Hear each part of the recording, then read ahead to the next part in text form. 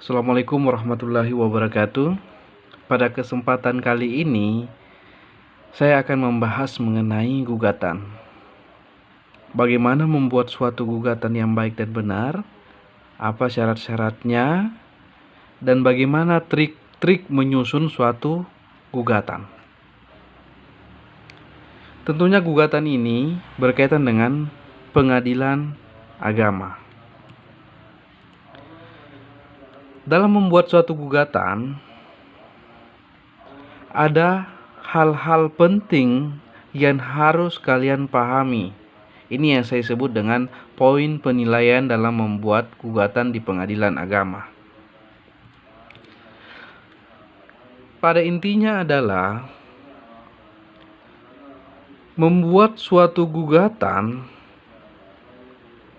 baik itu di pengadilan agama maupun di pengadilan negeri, bahkan di pengadilan tata usaha negara.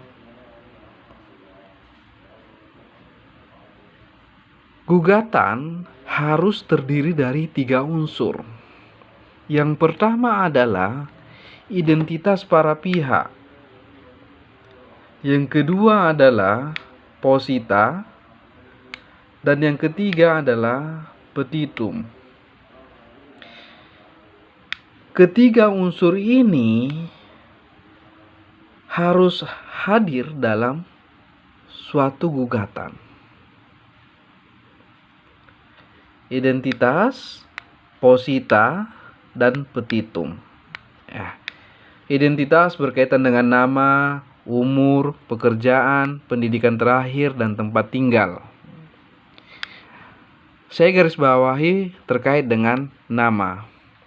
Untuk penggunaan bin, ini untuk laki-laki, binti untuk perempuan. Posita adalah dasar membuat suatu gugatan. Ini berisi fakta atau peristiwa. Dan yang terakhir adalah petitum, tuntutan atau permintaan.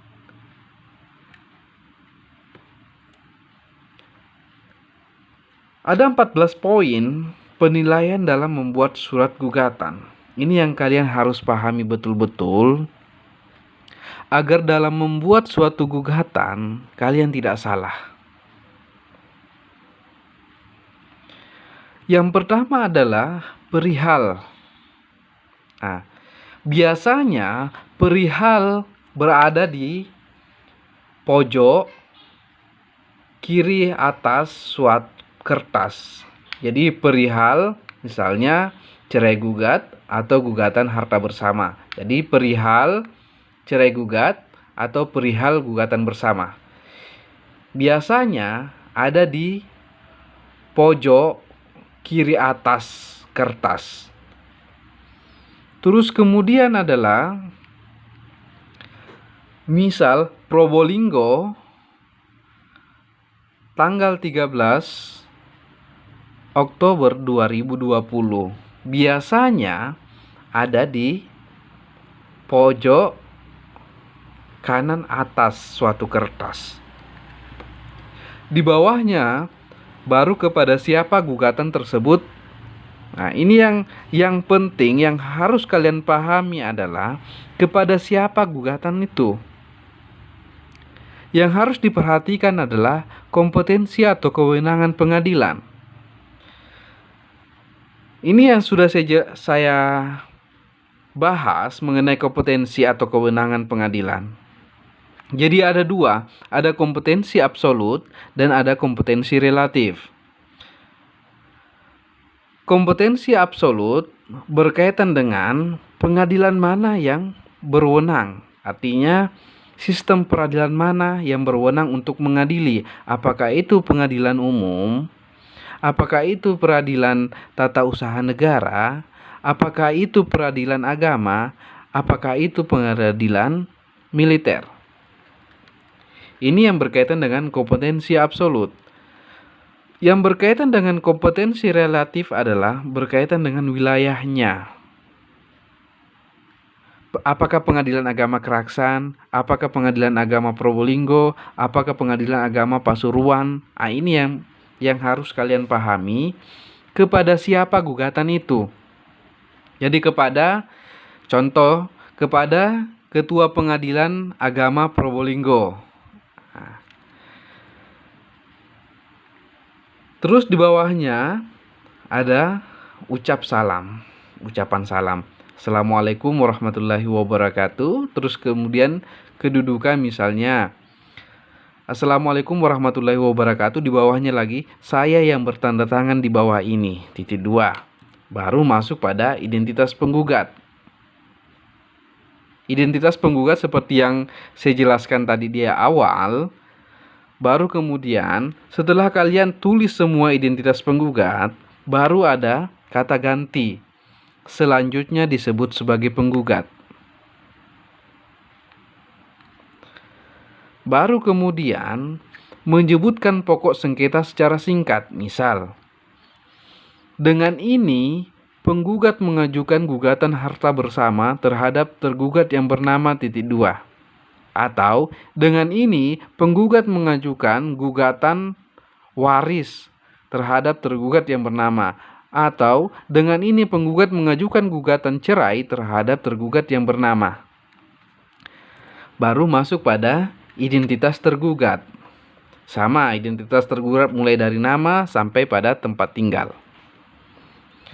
Baru kemudian kata ganti untuk menyebutkan selanjutnya disebut sebagai tergugat. Yang kalian harus pahami juga di bawah, jika penggugatnya lebih dari 1 orang atau tergugatnya lebih dari 1 orang, bisa ditambahkan di bawahnya adalah untuk selanjutnya penggugat 1, penggugat 2, atau penggugat 3 dan seterusnya disebut sebagai para penggugat. Sama dengan tergugat. Untuk tergugat yang lebih dari 1, di bawahnya bisa ditambahkan untuk selanjutnya tergugat 1, tergugat 2, dan tergugat 3, dan seterusnya untuk selanjutnya disebut sebagai para tergugat. Baru kita masuk pada posita. Diawali dengan kata, adapun duduk persoalan adalah sebagai berikut. Nah, ini kalian bebas menggunakan kata-kata seperti apa. Adapun duduk persoalannya adalah sebagai berikut. 1. Ini menjelaskan tentang apabila persoalannya berkaitan dengan perceraian, maka yang harus kalian jelaskan adalah yang pertama adalah hubungan perkawinan. Misal, bahwa pada tanggal sekian bulan sekian telah terjadi perkawinan. Baru kemudian bahwa pada tanggal sekian setelah perkawinan tinggal di mana, terus pindah kemana, terus kemudian di bawah lagi dari perkawinan tersebut telah lahir anak. Nah, ini nanti akan contoh saya berikan di akhir nanti untuk melihat contoh-contoh dalam membuat suatu posita. Kemudian petitum. Petitum diawali dengan kata bahwa berdasarkan alasan atau dalil-dalil sebagai terurai di atas, maka penggugat mohon agar Ketua Pengadilan Agama Probolinggo, misal ya kalau di Probolinggo, segera memeriksa dan mengadili perkara ini untuk selanjutnya menjatuhkan putusan yang amarnya berbunyi 1, 2, dan seterusnya. Nanti saya akan lihatkan contoh petitum. Nanti ada 2 contoh yang saya akan tampilkan di akhir materi ini. Terus kemudian di bawahnya lagi ada kata-kata penutup. Misal, demikian atas terkabulnya gugatan ini, penggugat mengucapkan terima kasih. Di bawah lagi salam penutup, wassalamualaikum warahmatullahi wabarakatuh. Baru penggugat, nama, tanda tangan. Ini yang harus kalian pahami untuk membuat suatu gugatan dengan baik dan benar. Tentunya Untuk membuat suatu gugatan, kalian harus juga menyiapkan persyaratan-persyaratan yang dibutuhkan. Misalkan gugatan cerai. Gugatan cerai artinya pihak perempuan yang mengajukan. Ini yang dimaksud dengan gugatan cerai, cerai gugat. Cerai talak apabila laki-laki yang mengajukan. Jadi sifatnya adalah permohonan untuk cerai talak. Untuk cerai gugat yang perempuan mengajukan, ini adalah gugatan. Jadi yang harus kalian pahami juga adalah selain gugatannya yang bagus yang kalian buat, juga kalian harus menyiapkan persyaratan-persyaratan atau bukti-bukti yang dijadikan sebagai alat bukti nantinya dalam persidangan. Misal dalam gugatan waris, yang harus kalian siapkan adalah fotokopi KTP penggugat. Jadi semua fotokopi penggugat, apabila lebih dari satu semuanya difotokopi. Terus kemudian fotokopi bukti-bukti harta yang digugat atau disengketakan. Jadi harus difotokopi bukti-bukti harta yang disengketakan. Terus kemudian menyerahkan susunan fotokopi silsilah ahli waris dari kepala desa atau kelurahan. Jadi harus ada silsilah ahli waris dari kepala desa atau kelurahan. Dan semua ahli waris harus masuk dalam gugatan. Ini contoh-contoh syarat-syarat yang harus kalian penuhi dalam membuat suatu gugatan waris. Tentunya ini hanya sebagai persyaratan, dan untuk persoalan pembuktian nanti kalian bahas lebih lanjut. Nanti kita akan ada perkuliahan tentang pembuktian. Contoh lagi, misal untuk gugatan harta bersama atau gonogini. Jadi fotokopi KTP penggugat, terus fotokopi akta cerai, duplikat akta cerai. Jadi akta cerai atau duplikat akta cerai yang apabila gugatan perceraian dan harta gonogini ini pisah. Jadi untuk gugatan cerai dan gugatan gonogini itu pisah, tapi kemudian bisa digabung. Jadi dalam satu gugatan bisa digabung antara gugatan cerai dan gonogini, juga bisa dipisah. Menyerahkan fotokopi bukti-bukti harta bersama yang digugat.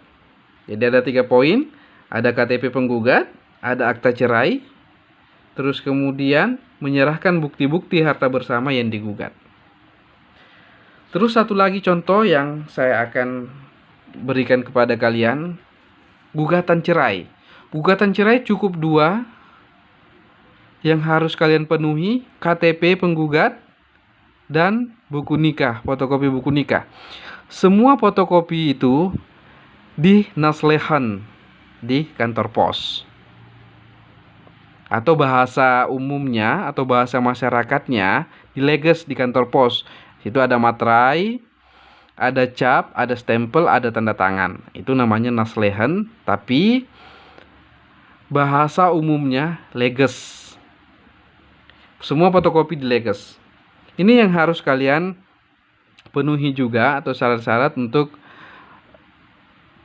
mengajukan suatu gugatan di pengadilan agama. Saya akhiri, nanti saya akan tampilkan 2 contoh mengenai gugatan. Saya akhiri. Assalamualaikum warahmatullahi wabarakatuh.